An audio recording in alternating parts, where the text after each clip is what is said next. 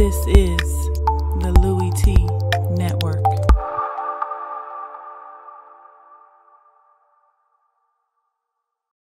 I'm ready for some football. I don't know about you. Who else could it be but your man Louie? Yeah. Overtime! So we head to overtime. Who else could it be? Me, your man, Louie T. Welcome to Sunday Night Football Overtime. Packers, Steelers, Blue Bloods of the National Football League clashing. No Aaron Rodgers. This was thought to be a dud, and I'm not gonna lie to you. I wasn't looking forward to this without Aaron Rodgers, man. I said Rodgers, Roethlisberger, possibly for the last time. I need it, okay? I need it. Unless these two meet in the Super Bowl this year, you won't get this matchup again, because I think this is it for Roethlisberger. Now, you know, Ben may decide to come back again next year, but these two teams won't clash in the regular season for another 4 years. Ben won't definitely be around for that one. So, for all intents and purposes, this was it. I wanted to see it. They took it from me. Okay?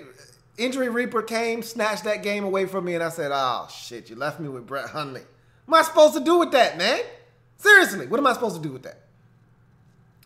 And Brett Hundley showed up, and the Steelers had a bunch of defensive breakdowns. I will give Brett Hundley credit. He made some throws tonight. All right, he made some throws, but the Steelers made it easy on him. They did. Okay, Randall Cobb, first touchdown of the game, wide ass open. Screen to the running back, Jamal Williams. I mean, it's a screen. I mean, what more do I need to say? All right, the touchdown to start the second half to Devontae Adams. What more you want me to say? Wide ass open. So, but he made the throws. We've seen him miss those throws this year. And on that fourth quarter drive to tie the game up, he was a monster on that drive. 4th and 6, the throw to Devontae Adams. Look, man, I've talked a lot of garbage about Brett Hundley, and look, I'm still not sold on Brett Hundley. But this goes a long way, because remember, I was telling everybody, Brett Hundley's going to be fine. Mike McCarthy and company are going to be fine. They're going to fix this guy up. He's going to be fine. And remember, I then retracted that statement about a month later and said, you know what? Maybe I overrated it. I think it was after a Monday night game in which they had a bye week and they came off the bye and they were playing Detroit. As a matter of fact, on this very program on a Monday, they were playing Detroit. And after the game, remember, they were thoroughly dominated at home on a Monday night against Detroit. And I came on this program, and Hundley looked a mess. They looked out of sorts. You couldn't tell they were on a bye week. He looked no more prepared than he did the week, 2 weeks prior when he made his first career start. And I was convinced that A, Hundley wasn't the guy, and B, I've overrated Mike McCarthy as an offensive mind, as a guy that can coach up quarterbacks. And you saw him play better the week after that against Chicago on the road. Then he stinks it up against Baltimore last week, and I'm thinking to myself, yeah, Hundley stinks, and this team isn't going to last until Rodgers gets back. And then you get the performance tonight, and it changes things. Now, 5 and 6 in a tough NFC. Look, you've got Tampa and Cleveland the next 2 weeks. That's doable to get you back over 500 at 7 and 6. Then you're thinking to yourself, all right, we get Rodgers back for the Panthers game, and then all bets are off. But this is a hell of a game. I said all of that to say this is a hell of a game. And I didn't see it coming. And the Steelers continue to roll, much like the Patriots. This was not pretty by any stretch of the imagination. Same thing I said about the Patriots in their win over the Dolphins. This was not pretty. But at the end of the day, it's what I expect, a Steelers win. And more importantly, I know what the AFC is. The AFC isn't fun because I know what this is. Now, there are a couple of wild cards in the AFC, believe it or not. Baltimore and the Los Angeles Chargers are the 2 wild cards in the AFC. We'll talk about that a little bit later on. But the AFC Championship game, for all intents and purposes, Patriots, Steelers. Where's that game going to be played? These two teams, Patriots and Steelers, week 15, I believe, in Pittsburgh. That's going to decide where the AFC Championship game will be played, in my mind. Okay, things can change, obviously, but we'll see what happens. The injury to Joe Hayden changes this Steelers defense dramatically. I've talked about that already. We saw some defensive breakdowns against the Titans, some big plays made in that game. More mistakes by Mariota than big plays, but nonetheless, there were opportunities in that Titans game. We saw it again tonight, and Hundley didn't miss in this game. And the Steelers defensively, if they don't get pressure on the quarterback, they're going to have more defensive breakdowns without Joe Hayden in that secondary, because now you're counting on Cody Sensabaugh to hold it down. Now you're hoping that you don't make a mistake at the safety position with Davis or with Mike Mitchell or one of those guys back there. Now all of a sudden you're relying on guys, and I love Mike Hilton. I think he's a stud at the nickel cornerback position.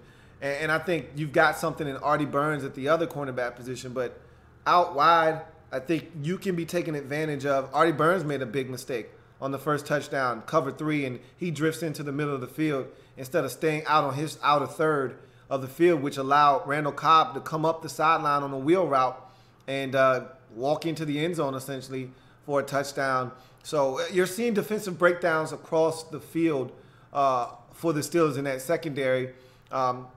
Same thing, cover 2. Can't allow the receiver outside of you because the safety isn't going to be able to get out there in enough time in that quote-unquote honey hole to make the play. He allows Davante Adams to win to the outside as he tries to jam him, but he kind of just gives him a little subtle push. Instead of him pushing him out of bounds, kind of just puts hands on him, but allows him to the outside, which is a no-no in cover 2 because, again, hard for the safety to recover all the way to the sideline. Adams wins, great ball in the honey hole before the safety can get over there in time to make a play. And Davante Adams able to cut inside and boom, just like that, touchdown. And so you're seeing guys making mistakes. Same thing happened with the Packers on their end, on the Antonio Brown touchdown. You can't allow a guy to get to the outside of you in the cover 2 defense. You do, you pay for that. So this is going to be interesting how the Steelers continue to move forward with their secondary and the adjustments that have to be made. Also thought the Packers ran the football somewhat effectively tonight, and I think this is a very talented Steelers defense, but I thought they gave it up a little bit on the ground, and they made it easy on a young quarterback. I thought they were going to make it tough on Hundley. They made it easy on him tonight. They allowed him the time in the pocket. They allowed him some big plays. And most importantly, had they come down on him early, had they made it tough on him early, you might have seen him go into a shell on the road against a vaunted Steelers defense that had been playing good football against a team that had been winners of what are we talking now, 6, 7 straight? Yeah, you would have thought that, and I don't think it's that many. It's probably more like 4 or 5 straight because they had lost the week previous to the Colts game, if I'm not mistaken. So it's somewhere in there, 4 or 5 straight games that they've won. In any event, you would have thought that he would have struggled had they come out and got him off to a rough start. Instead, they get 14 first quarter points, both off the arm of Brett Hundley, and just like that, he's confident. I can move the ball on these guys, and now all of a sudden, you're in for a dogfight. You're in a shootout, and luckily enough, the Steelers had enough bullets left in the gun late in this game to get it done 31-28 to extend their record to 9-2, stay tied with the New England Patriots for the best record in the AFC, and keep pace for that #1 seed because, again, you got the Patriots later on in the season at home. You've got to find a way to get that one. Meanwhile, Packers, big opportunity missed, and no one gave them a shot in this game. The fact that they're even in this game tied with the football with a minute and let's call it 40 left with a chance to win this game speaks volumes. to the way that they played tonight. They battled, and this was the team that I thought was going to beat Baltimore last week, that was going to beat Detroit on a Monday night 3 weeks ago. This is the team that I was looking for, and I didn't get it in those 2 weeks at home. Hundley's actually been better on the road than he has at home. He started against the Saints at home in his first career start. He was horrible in that game. They lose. He started at home on a Monday night versus Detroit. On a Monday night at home, they lose, and it wasn't close. They go on the road to Chicago. He plays well. They win. They come back home, and they play the Baltimore Ravens. He's terrible, throws 3 picks, 1 in the end zone. They get shut out at home. They go on the road the following week against Pittsburgh. He throws for 3 touchdowns, no interceptions, and gives them a shot in a shootout, 31-28, in a loss. He's playing much better football on the road for some reason that I can't explain. But nonetheless, they're 5-6 now on the season, are the Green Bay Packers. Again, 2 winnable games coming up. Tampa at home, Cleveland. That can get you back over 500 if you take care of business the way you're supposed to. Then you're at Carolina the following week, and you may have Aaron Rodgers back for that game, and then all of a sudden, you got a shot. So we'll see what happens with the Packers. But welcome to the program. What a game. We weren't expecting that. Got our money's worth tonight, more than we bargained for. And good to be back off the bye week. Your man Louie T took a nice bye week. I hope your Thanksgiving was as enjoyable as mine. I had a blast. And I'm not going to lie to you, I enjoyed the time away. Allowed me to recharge the battery, allowed me to spend some time that, I don't really get to spend during the football season because I'm so busy and so consumed with what I do here on the Louie T Network. So it was great to just get away, escape for a little bit, and enjoy the company of my family and enjoy the festivities of Thanksgiving. And now we're back like cook crack here on the program, and we're going to really power down this final stretch of this season. I think we've recharged the battery to the point now where we're poised and primed for a strong finish to this season. And this was a great Sunday night game to get us started in that direction. So welcome back. Welcome back. Welcome back. Welcome back. Welcome back. Hope you enjoyed your Thanksgiving holiday. If you haven't already done so, subscribe to the Louie T Network for more great content in 2017 and beyond. We're changing the game right here on this channel, 1 live feed at a time. I want you to help us do that by simply hitting that subscribe button and becoming a member of the Louie T Network. Also, if you haven't already done so, those are my social media platforms with the one exclusion of Instagram. All of those, including Instagram, all the links to those different social media platforms down below in the description of this and every single video that I do, along with how you can donate.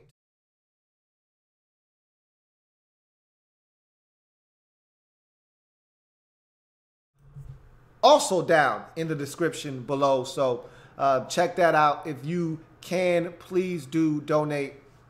Special shout out to my man Money Miz for his donation via Patreon, along with Sean Mack and Andrew Kim and my man Max and Brandon and all of the guys that have donated to Patreon. I really appreciate your contribution to the movement. And so please continue to do so. My man Jay Moo, all of you guys, I appreciate you greatly for the contributions through Patreon. Please continue to support the Louie T Network. That being said, let's jump into this breakdown. We're going to start with the Steelers getting their 9th win of the season, improving to 9-2 on the year with a 31-28 victory on the last play of the game, a 53-yard field goal as time expires, giving them the victory. Chris Boswell tying the career high field goal at Heinz Field. Okay, one of the toughest places to kick in all of the National Football League. Boswell dialing it up as time expires to give the Steelers a dramatic 31-28 victory. Ben Roethlisberger, despite the 2 interceptions in this game, he was magnificent in this game, and we're starting to see this offense hit their stride. And no Juju Smith-Schuster in this game. Okay, you're missing your second best receiver from this season And Ben throws for over 300 yards again, and now we're starting to see Ben get into that rhythm that we were waiting on. Last week, I think he fell 1 yard short of 300 at 299, but we're starting to see him get into that rhythm now where they're throwing it 40, 45. He threw it 45 times last week, threw it 45 times again this week, and he's starting to get into that rhythm now. Jesse James was a huge part of the game plan tonight. You're seeing guys step up. Eli Rogers got a lot more targets than we've seen him get in the past. So you're starting to see other guys. And again, with no Juju Smith-Schuster, other guys needed to step up, and other guys did. Nobody stepped up bigger, though, than the Killer Bees in this game. Antonio Brown was his usual extraordinary self. 10 catches, over $160 in this game. A couple touches, at least one for sure. It may have gotten in twice. Le'Veon Bell. L.Bell. What more can I say? 20 carries on the night for about 80 some odd yards, but then another 10 catches. So 30 touches in the game for L.Bell. I think he had 10 or 11 grabs in this game for close to, if not over 100 yards. So he was definitely being worked in this game. So the Killer Bees stepped up. Ben, Brown, Bell, all doing what they do best to help this Steelers team win football games. Offensive line continues to play despite the absence of Marcus Gilbert serving the suspension. Thought they performed well up front, giving Ben a ton of time in this game to deliver the football down the field. So good to see guys stepping up, making plays offensively. They ran the football. They stayed balanced. And when they had to make plays in the passing game, the guys that you have come to know and love and expect to step up for this Steelers team did, in fact, do that in Bell and Brown. And so this is a Steelers team. And like I said, we were waiting for them to hit their offensive stride.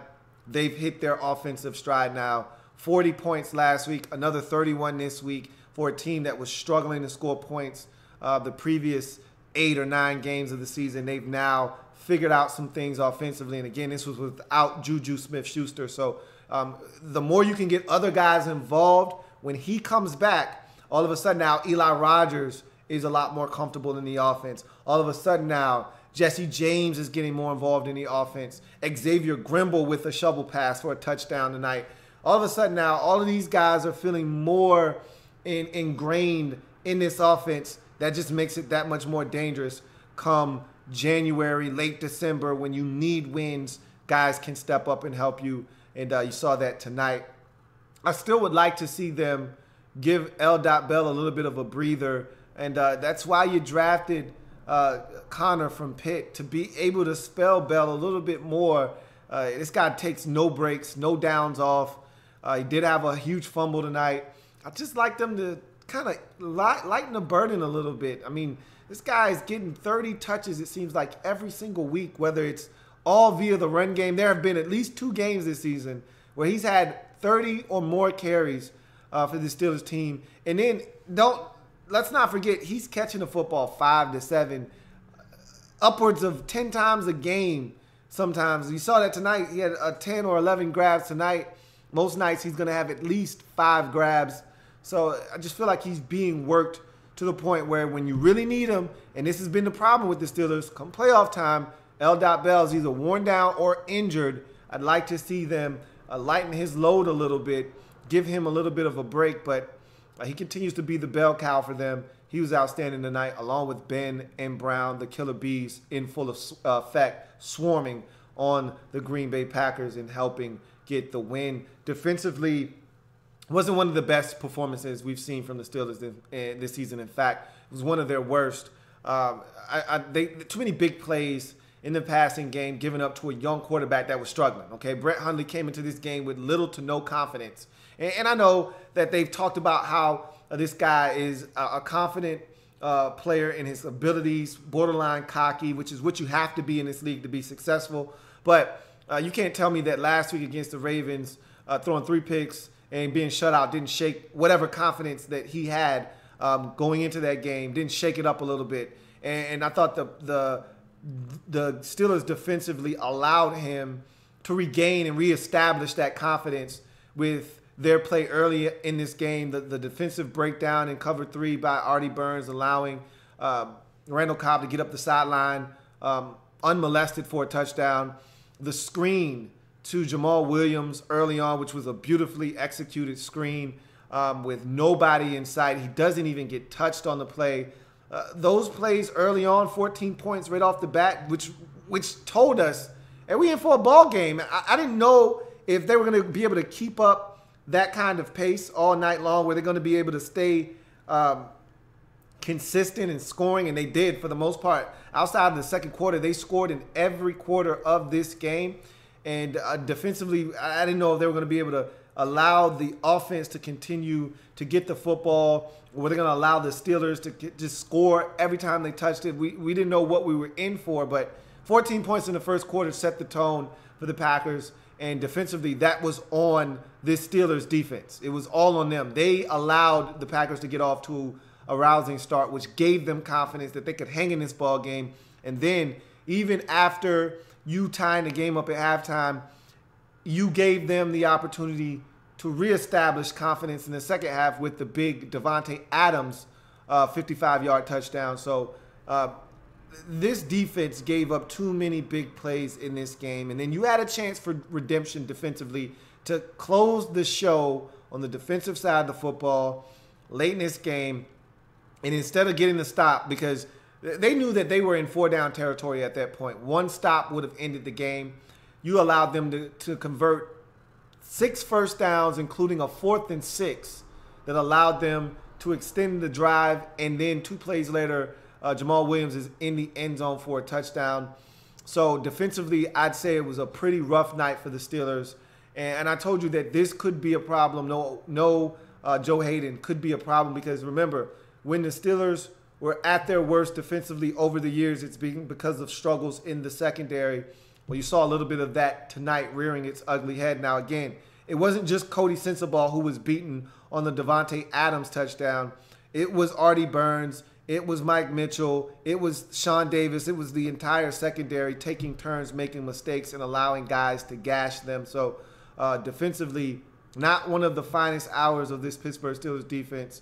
I thought T.J. Watt got away with a helmet-to-helmet hit late in the ball game that would have been 15 yards, and it would have extended the Packers' drive that would have allowed the Packers to, at worst, take this game to overtime instead of having a punt, which gave the Steelers that last opportunity that they needed to get the football back and then ultimately get in the field goal position and win. So wasn't the best game for the Steelers defense. Shazier got hurt at one point left, but did return to the game. Look, you cannot afford to lose him. I've said this so many times. He's, to me, one of the best linebackers in the league. When you're talking linebackers, he, to me, is one of the best in the business. Luke Kuechly, obviously, Wagner for me, and Shazier are my top 3 linebackers in this league. And Shazier is a beast. He's what powers this Steelers defense, if you ask me. You take him out of the mix, they are not the same defense. So it was good to see him back for that final possession on the field. Hopefully, whatever he had happen, I'm hoping he just hit his knee. And that's all that is, and that's nothing severe, because you take him out of the mix, this team could really struggle on the defensive side of the football. But they get it done here. 31-28, big kick by Boswell after missing an extra point earlier in the ball game. He redeems himself with a huge 53-yard kick, tying the longest field goal in Heinz Field history to win the game. That's clutch by Chris Boswell to give the Steelers the 31-28 victory to run their record to 9-2 on the season. For the Green Bay Packers, it was a valiant effort. I thought Hundley looked his sharpest that he's looked in his career to this point. 17-28, over 300 yards passing, 3 touchdowns. He was magnificent. Again, I thought the Steelers gave him opportunities to make big plays, but you still got to go out and make those plays. He missed some throws in this game. He's still a guy that is very erratic.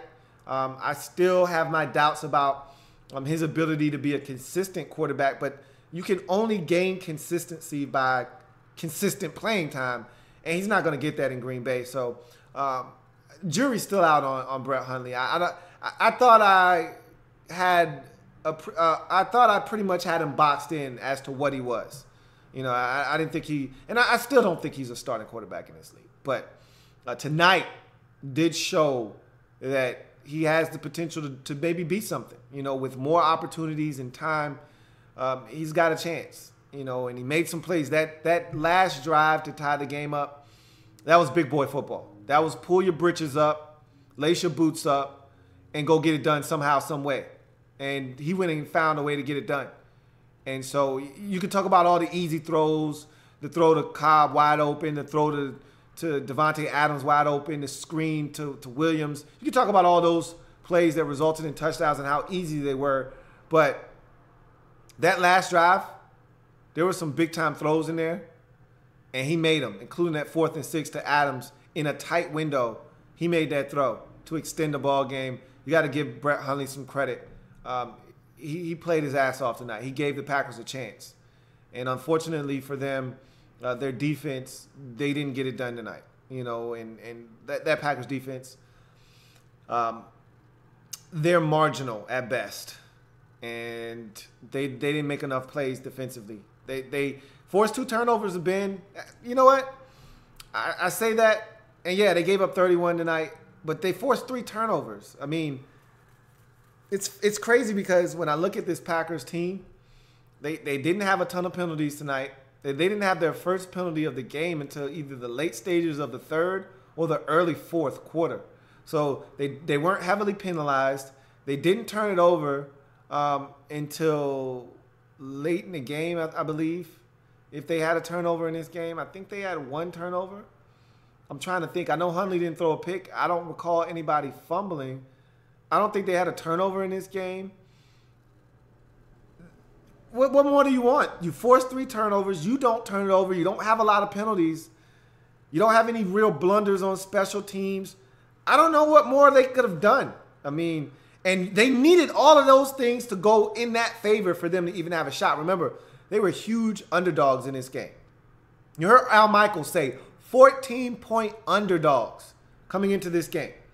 So no one was giving them a shot. I gave them 0 chance in hell of being competitive, not winning, being competitive in this game. So the fact that they had all those things go in their favor lends itself to the fact that they were heavy underdogs because they needed all of those things, and it still wasn't enough for them to win. And they competed, though.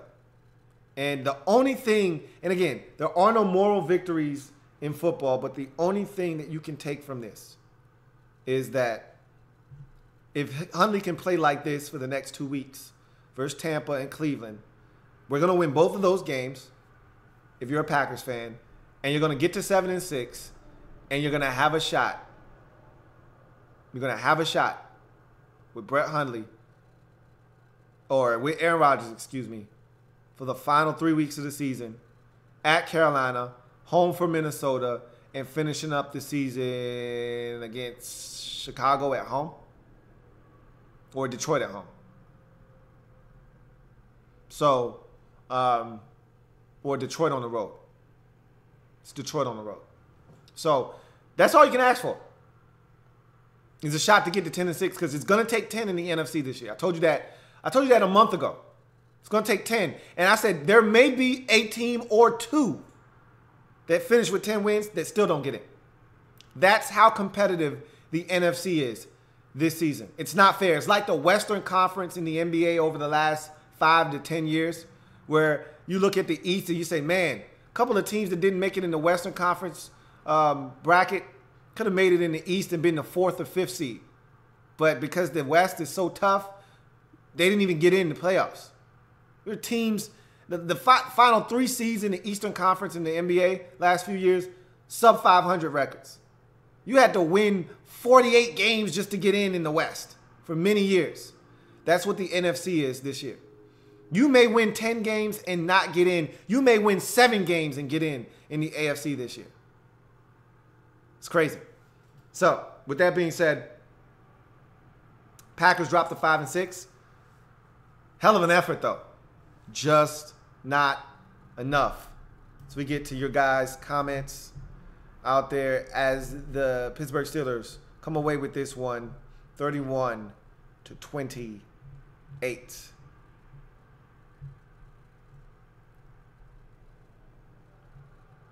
Buffalo pregame says, I can't stand Chris Collinsworth. He thinks every play is brilliant. I will say Chris over-exaggerates, but come on now. That Antonio Brown catch was a hell of, first of all, that's a dime by Ben Roethlisberger. And that's a hell of a catch by Antonio Brown. Only the best of the best, only the elite of the elite make that play. But I will grant you, every play is the best plays he's ever seen, okay? I will co-sign on that. I say, because every time someone makes a hell of a play, that has got to be the best play I've ever seen. And I'm like, you said that 2 weeks ago when Julio Jones made a play. You said that 2 weeks ago when Odell Beckham Jr. made a play. You said that last week when Antonio Brown. You can't keep saying that every single week. So yes, I will give you that he thinks every big play is brilliant. But he says, when an actual brilliant play happens, he somehow makes it less brilliant. NBC needs a new analyst. I don't agree with that. Love Chris Collinsworth. Think he does a great job. And, you know, if it ain't broke, don't fix it. I don't think he needs to go anywhere. But, you know, that's just my opinion. I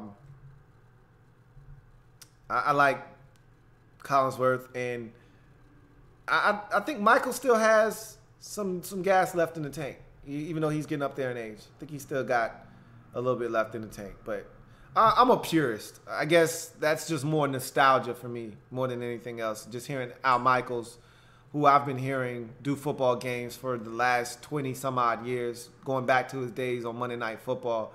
I just think it's nostalgia for me, really, at the end of the day.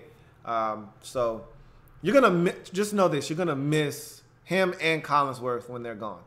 I'll say that. But I miss Mike Tirico, too. I'm glad he's doing Thursday nights now because he's so good at what he does. He's great. I'd put Tirico ahead of Al Michaels. You know, that's the only guy I would put ahead of Al Michaels in terms of a lead broadcast analyst or play-by-play guy, I should say. I'd put Tirico ahead of Michaels. Then it'd be Al Michaels for me, second. So. In any event, Ed says, you think the Packers can get a wild card spot? Yep, I do. That's what I said. They gotta win out. They can't lose another game. That means they got to go to Carolina and win. That means they got to beat Minnesota at home. It means they got to go to Detroit and win. All winnable games, but they can't afford another slip up. Because, like I said, 10-6 is how you're going to get in the NFC, and then you're going to need to win some tiebreakers at that. So 10-6. And you're going to have an outstanding NFC conference record. And you're going to have to win some head-to-head matchups. So we'll see how that goes. Remember, they beat Seattle in week 2 of the season. Week 1, matter of fact. They beat Seattle. If they finish 10-6 with Seattle, that's going to be the way they get in. You know, it's going to be something like that. That's going to have to be the way that they get in. But they're going to have to win 10 games to get in. So we'll see what happens. Ginger Callum says, we've won 6 straight. Our last loss was Jacksonville in week 5, which brought us to 3-2. Okay. So I knew it was somewhere in there, 5 or 6 straight. I knew they had lost going into that Colts game. I think they had lost going into that Colts game, which was a bad game for the Steelers.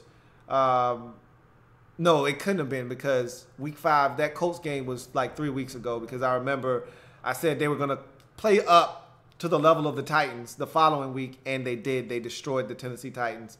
So, yeah, Jacksonville, which was an ugly loss. Roethlisberger threw 5 picks in that game. But nonetheless, they're playing outstanding football. 6 straight wins for the Steelers. And at this point, it doesn't have to be pretty. You just got to win, keep pace with the Patriots, because at the end of the day, the Patriots and the Steelers are the 2 best teams in the AFC, in my opinion. Reby says, that toe drag catch from A.B. was beautiful, though. It was. Toe drag swag at its finest. And nobody does it better than A.B. In this league. Him and Julio.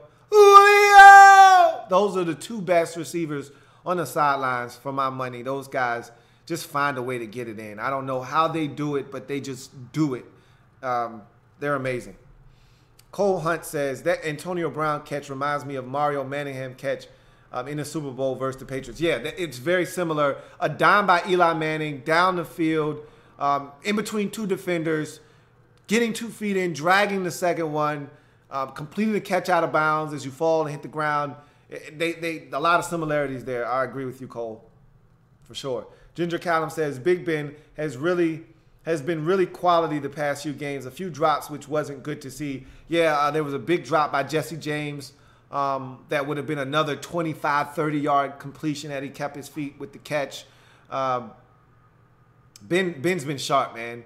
And earlier in the season, he was far from it. As a matter of fact, I think a lot of us were saying, hey, Ben might be done, man. I remember after the Jacksonville game, a lot of the Jacksonville Jaguars defenders were saying, hey, Ben looked defeated. He's done. And we couldn't disagree at that point. Ben was looking like a shell of himself at that point. He's hit his stride.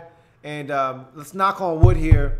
He's been healthy all year long, which is something that we haven't been able to say about Ben. If he can stay healthy along with Bell, they've got a great shot, as good a shot as any. And I told you, this feels a lot like 2006 when Jerome Bettis, the bus, retired. And they won it in Detroit in his hometown. This feels a lot like that when we knew that was it for the bus. This feels like that. And so this feels like it for Ben. And it just has that eerie feeling to it that they're going to try to win this for him. Sort of like the Ravens did for Ray Lewis. I feel that for Ben. And they're starting to play like a team that is a team of destiny. Dark Sealer 1995 says, Antonio Brown is the best in the NFL. The man carried that drive to the end of the game. Big Ben is feeling it, and that's scary. I agree that they're starting to really hit their stride in Pittsburgh, which, again, I feel like they've got the offensive weaponry to take advantage of that Patriots defense that I think is suspect. So we'll see what happens.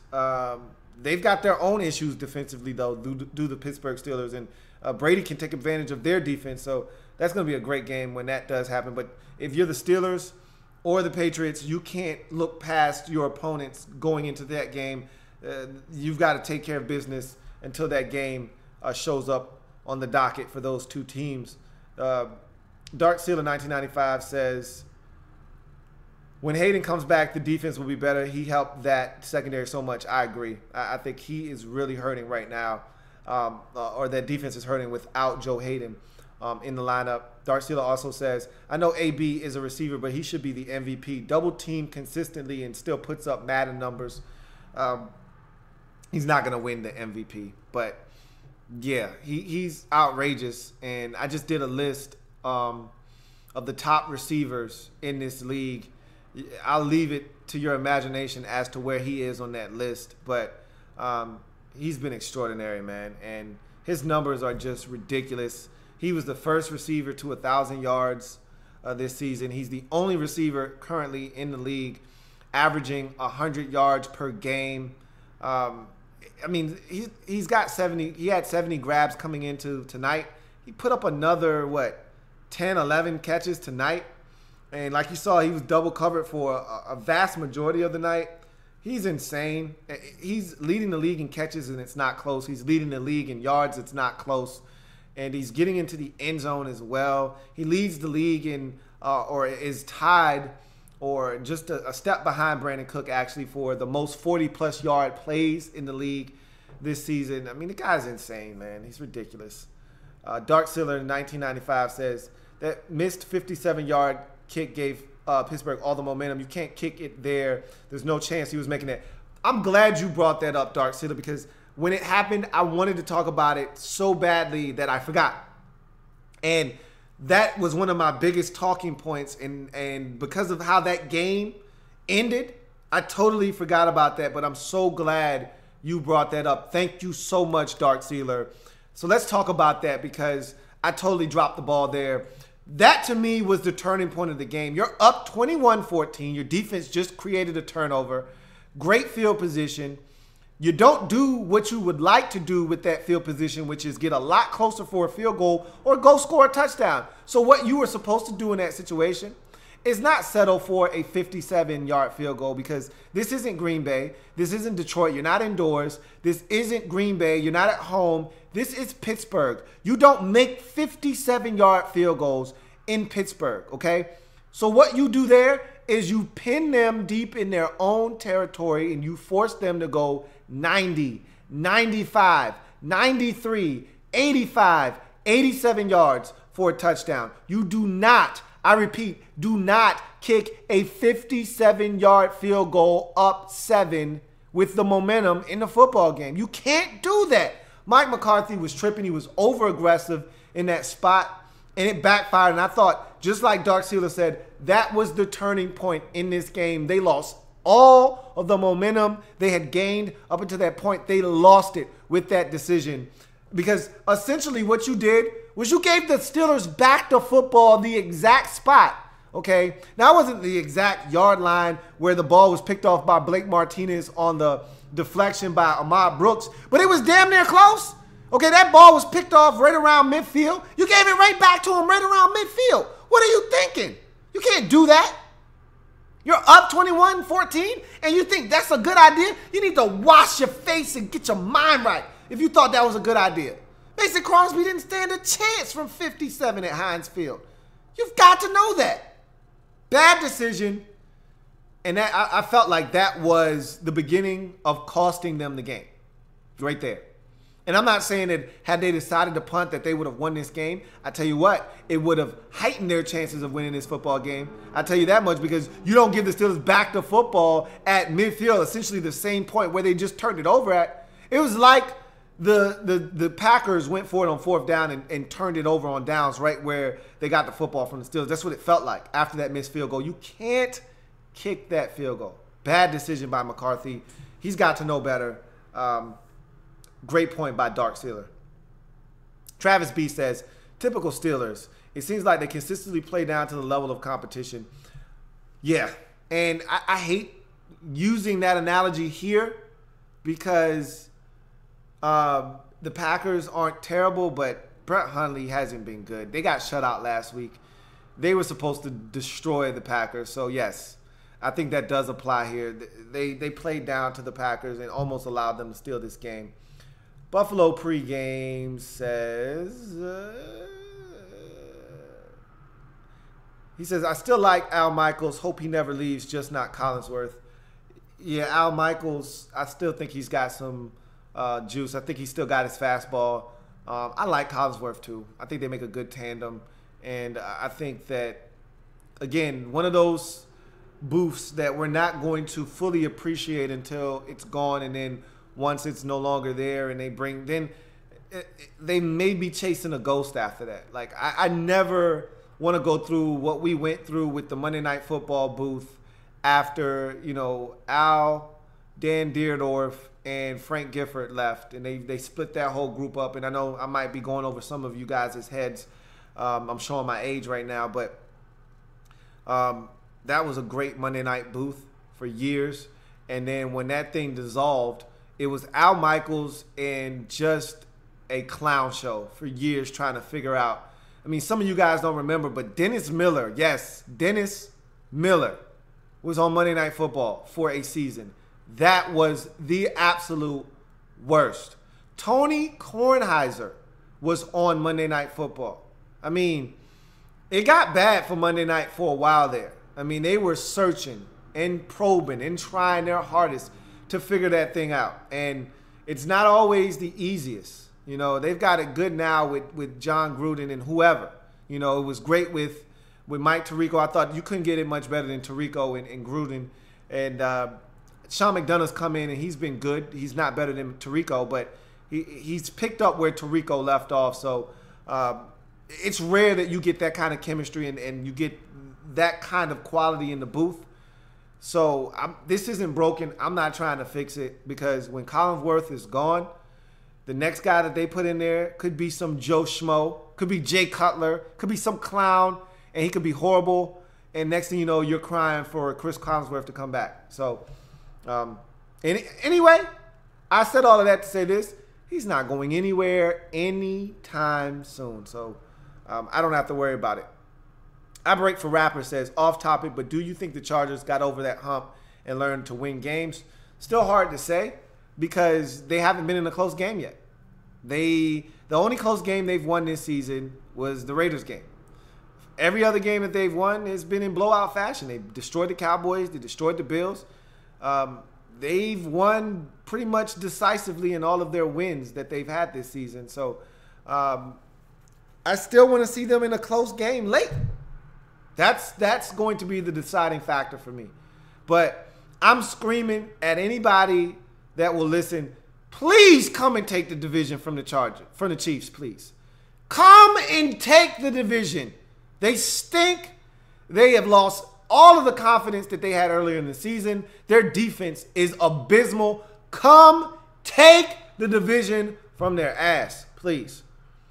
Darcyla 1995 says, you give Big Ben 2 timeouts and 2 minutes to win the game, and you know he was going to win it. That's vintage Ben. He was throwing dimes in the clutch. Well, actually, they had the football with 2 minutes and 2 timeouts, and they didn't do anything with it. They had to punt, if you recall, and then they got it back with about 40 seconds and 2 timeouts, and they still didn't really need them.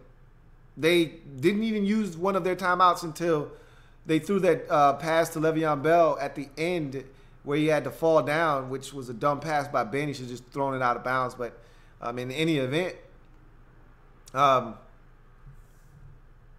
knew that second time around when they gave him the football, they had messed up. The Packers had messed up. FBG Tony says, this game was insane. Great game from Brett Hundley and the Packers offense. Steelers snatched this one from them. Ben played great. AB 84 is #1 point blank period. Patriots watch out. John Perez says, will the Steelers get Le'Veon Bell a new contract, or will they let him test free agency because he still doesn't have a long-term deal? He's not going anywhere. The market for running backs is one that allows them to continue to use the franchise tag if they can't come to agreement on a long-term. I just hate the way that this is going. They use him up so much. One thing I can say about the Steelers organization is they're not greasy, though. They're not grimy. They're not the Patriots. In my mind, I feel like they're using him up because they're trying to get every ounce out of this franchise tag that they can, because they want to put as much tread, as much tread off those tires so that if they don't re-sign him in the offseason, they can say, hey, we got the most out of this guy, and you're probably not going to get the best out of him. We got the best football out of Le'Veon Bell that's possible, but that's not how the Steelers operate. I don't see him going anywhere. I see them trying to find a way to work out a long-term deal. And if they can't, I see them franchising him again, because it's not going to cost them an insane amount of money. It will for the running back position, but in the grand scheme of things, it's not going to kill them to extend that again. But I think they're going to find a way to reach a long-term agreement this year if he stays healthy. FBG Tony says, feel like okay, comments went the other way. FBG Tony says, this Steelers offense is ridiculous. They have shown that top offensive attack we've been looking for. Mike got caught lacking with that 57-yard field goal attempt. I just don't understand what he was thinking on there. I don't understand what his mindset was. You can't kick that field goal. Not with the momentum that your team has. Not being up in the game at that point, you just can't do it there. John Perez says, off subject, did you see that ass whooping the Eagles gave the Bears today? Because I thought they would at least be competitive, but they were a no-show. I don't think anybody was expecting. Maybe you were one of the few people that thought the Bears were going to be competitive today. I didn't. Never once crossed my mind. Vegeta's Dark Side says, I feel that Green Bay got robbed at the end. That helmet-to-helmet should have been called. The game would have went into OT. That was definitely helmet-to-helmet. And you could tell because TJ Watt hit him, got up to celebrate, and then he looked back first. He's like, I probably shouldn't celebrate because I know I just crushed him helmet-to-helmet. He looked back to see if Hundley was down, and more importantly, to see if there was yellow laundry on the field. Hundley got up. There was no laundry on the field, and he just calmly, meekly went back to the huddle like, man, I just got away with one. And I think the reason he got away with it is because Hundley then kind of turned, even though he was still in the pocket, kind of turned into a runner of sorts. If you saw the play, the way it unfolded, he tucked the football, lowered his head. He kind of turned into a runner despite still being in the pocket. So I think that's why they let it go. Had that been Aaron Rodgers, though, I can tell you right now that would have been a 15-yard penalty. So for what it's worth, I think they did miss that call. But whatever, don't think it changes the outcome. I just think it changed when the outcome was reached. I think that game goes to overtime instead of the Steelers getting the football back with about 40 seconds and 2 timeouts. Obviously, they get a fresh set of downs. The game's either going into overtime or the Packers are going to have a shot to win. So, John Perez says, any chance Rodgers comes back if the Packers are still in the punt, or will they let him get healthy for next year? It's a no-brainer. If Rodgers can go and they win these next 2 games and they're at 7-6 with 3 remaining, Rodgers is back. Blackbird Blitz says, Michaels and Collins worst got kicked off a Madden video game for a reason. I don't know about that. You know, it's hard with these video games because you don't know contractually who's going to be on the game and why. You know what I mean? They may not have been able to reach an agreement for how much money they were going to be compensated for their voice being done on the game. And so it's hard to say. I used to play Madden. I used to be a game head back in the day. And it was bad. It was some bad commentators up there for years. Just awful. So, I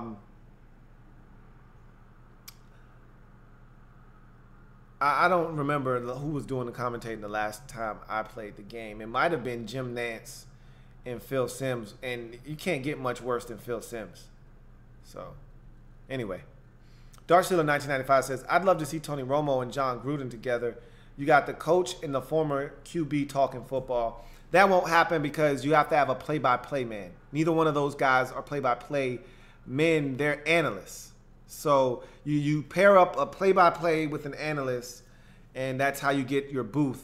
You know, sometimes you'll go with a 3-man booth with 1 play-by-play guy and 2 analysts, but you're never going to have 2 analysts and no play-by-play guy. So you won't get them. That's too much star power in 1 booth anyway. You'll have Tony and Gruden stepping all over each other's toes. Tony already steps all over Jim Nance, but they still have good chemistry with one another. Gruden is his own show on Monday night. He's a rock star there. You'll never get that booth. But nothing wrong with dreaming. You know, you're more than welcome to dream about that. Vegeta's Dark Side says, seems like the Chiefs are the 2016 version of the Vikings. Yeah, and the Eagles. You know, both of those teams started out hot last year, flamed out. But more so the Vikings because I think they were the last undefeated team last year. Chiefs were the last undefeated team this year. And I think both were 5-0 before they lost their first game. So some striking similarities. And I think the Chiefs have a great opportunity to miss the postseason. They stink right now. And I'm begging for somebody to come and put them out of their misery. Dark Sealer says, I just got schooled. I love your channel, man. I don't know what you're talking about, but in any event, I'm glad that you enjoy my channel, man. I really appreciate that. Vegeta's Dark Side said, it's games like tonight that I am not convinced the Steelers can beat the Patriots in the playoffs. I get it. I understand. This is the thing. With the Patriots, though, I mean, with the Steelers, they always play down to their level of competition. But I don't know when Joe Hayden's coming back. But again, that injury is huge, and he may not be the same when he comes back. You know, who's to say? But I feel like the Steelers can beat the Patriots. I'm not convinced that the Patriots are head and shoulders above everyone else to the point where I'm like, man, this Steelers team doesn't stand a chance. Like last year, I didn't think the Steelers were good enough to beat the Patriots. Never once did I think they were good enough. And then when Le'Veon Bell got injured, that made it even easier for the Steelers to be disposed of by the Patriots. This year, I look at the Steelers and Patriots as equals. And it's anybody's guess as to who can win that game. But one of those 2 teams will be representing the AFC for the Super Bowl unless something crazy happens. Like I said, there are 2 wild cards in my mind in the AFC. One in Baltimore, the other in the Chargers. So we'll see what happens. Those are the two teams that I think in the playoffs, you catch them on the wrong Sunday with their pass rush and ability to create turnovers with Keenan Allen at receiver and Melvin Gordon at running back and Phillip Rivers at quarterback. You can get it on any given Sunday. The Patriots almost lost to the Chargers. Should have probably lost to the Chargers about a month ago. So, I'm not saying. I'm just saying. In the Ravens, they play defense. I don't love their offense. I don't think their offense is good enough to beat anybody of any substance. But you catch them on the wrong Sunday, and the defense is creating turnovers and holding down somebody's explosive offense, and all of a sudden now you're in a 16-13 dogfight. You might come up on the wrong end of that thing. So, I don't know. Anyway, FBG Tony says, do you think the Chiefs are finished? If so, who wins it? Chargers or Raiders? It's the Chargers. They're the better team. They're the hot team right now. It's the Chargers for sure. Edgar Vargas, and to answer your question, I don't think they're done. The Chiefs are done, but I want somebody to put them out of their misery. And you can't blow the type of lead that they've blown and come back from that and be a viable candidate once the playoffs hit. You have to be playing your best football. Now, they've got a chance to turn it around, okay, and start playing better football. But this was the week to start against a Bills team that was waffling at the quarterback position. You're home. Go home, get a win, right the ship, figure it out. No, they go home and they lose to the Bills. They're struggling. They're reeling. Somebody put them out of their misery. Edgar Vargas says, Juju needs to come back soon, man. Eli was awful in the middle of the field.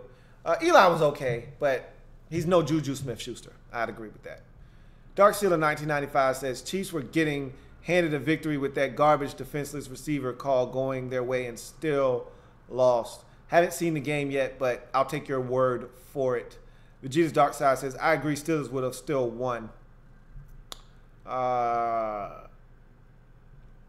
Reese says, sup, Lou? I refuse to let my team's contemptible play distract me from this great day of football. Hashtag greatest game in the world.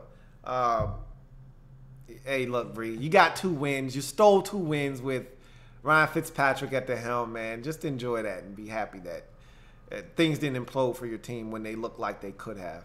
John Perez says, off-subject question. What's Kevin White's future with the Bears? He's only played 6 career games. Sure, so I'm sure he's not. I'm sure if he's cursed or just had a hard time staying healthy. The bad part is even in those 6 games, you haven't seen the promise of a guy that you spent the first-round pick on. So I'll tell you this much. At this point, he's a bust. And if he can't stay healthy next year, he'll get released. So, with that being said, we are going to get out of here. And I thank you guys for joining me on this program.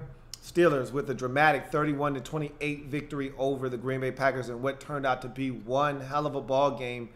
And we didn't see that coming. So, it was great to finally, in a season where we've had a ton of blowouts and bad games, and another one on Monday night. I'm not looking forward to Texans and Ravens.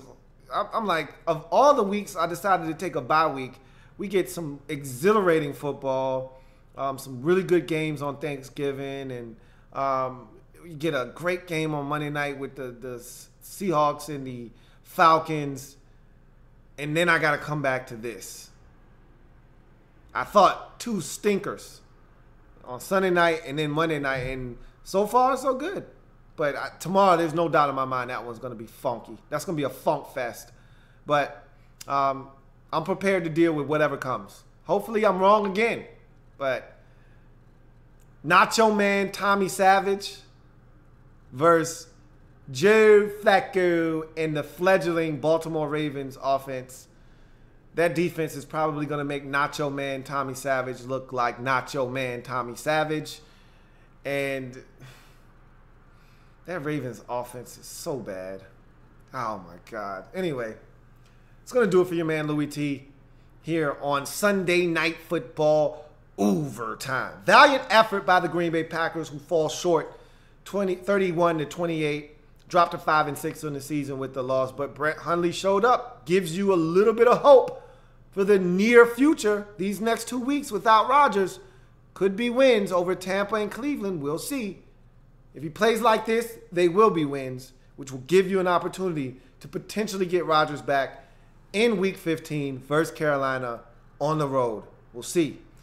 Meanwhile, Steelers get it done. Wasn't the prettiest performance, but the offense was electric, and when they had to have it, they made the plays down the stretch to get it done, and they win this game 31-28. Move to 9-2, continue their stranglehold on the AFC North division, which is all but a formality now. They're going to win that division. The question is, can they get the number 1 seed? They're either going to be 1 or 2. Okay, they're going to have a first-round bye, but the first-round bye isn't what's important here. The number 1 seed is, and having the playoffs go through Heinz Field in the AFC side of the bracket. So we'll see what happens. I'm your man, Louie T, signing off. If it happens in the National Football League, whether big or small, we cover it all here on the Louie T Network. Remember, we're changing the game 1 live feed at a time. I thank you guys for helping me do that. I will see you guys. And look, I may not go away. I'm in the mood to watch some more football and potentially jump up here on some late night action. So you may get me for some more lockdown coverage. Who knows? We'll see. But in any event, thanks for joining me again. Peace. Good to be back.